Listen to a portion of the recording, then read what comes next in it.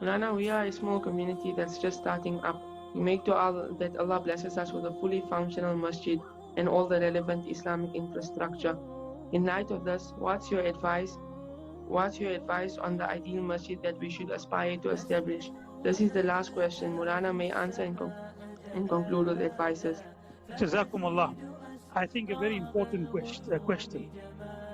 You see, we are all living in a time and an environment where we talk a lot of identity. And you heard the phrase identity crisis. Everyone has heard about the aspect of identity crisis. And we are living in a time where our young people, those who are growing up in an environment which is reek with skepticism. Today, that's the thing, always skeptics. We love to be skeptics.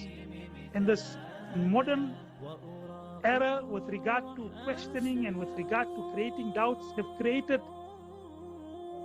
a group of people and have created an environment of skepticism. Right?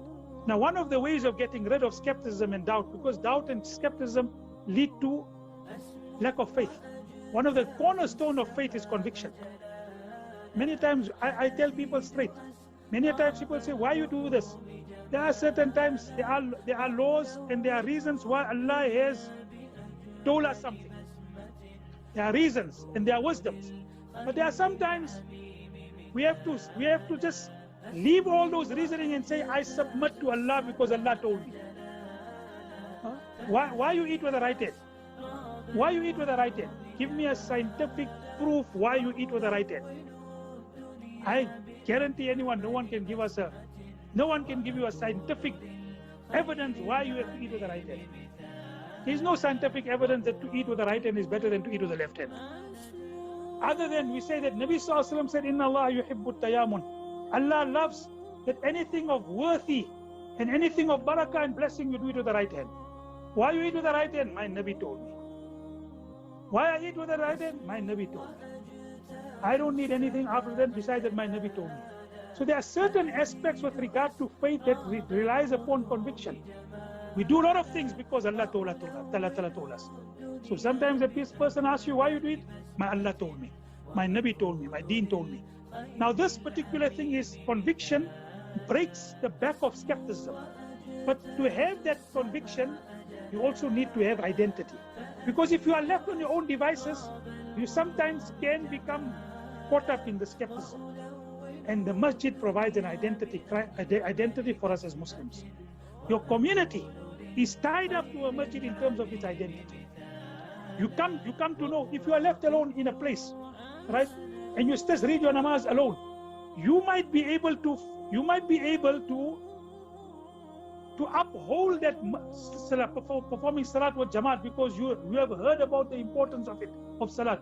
Your children, how are they going to understand the upholding of the importance of salat until they don't go to the masjid? They don't see the environment.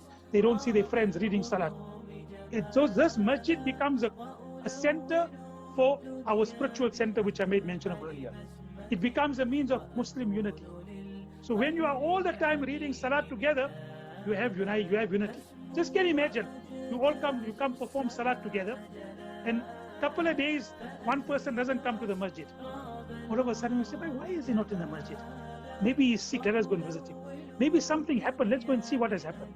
But if you never come to the masjid, how will people know about you? How are you going to build unity? But when you come to the masjid, there is a unity that is created, a Muslim bond, a bond of unity, and then also an identity. And therefore I feel that in this particular community, bring everyone part of the community. Even the females must have within the Sharia, make them feel part of a Muslim community. Within the environment, within the Sharia, within our laws, make them feel part. I went to one place recently, and there were some young ulama who say, Maulana, we are getting through to our male youngsters, that making them feel proud to be Muslims, but we're not getting through to our females.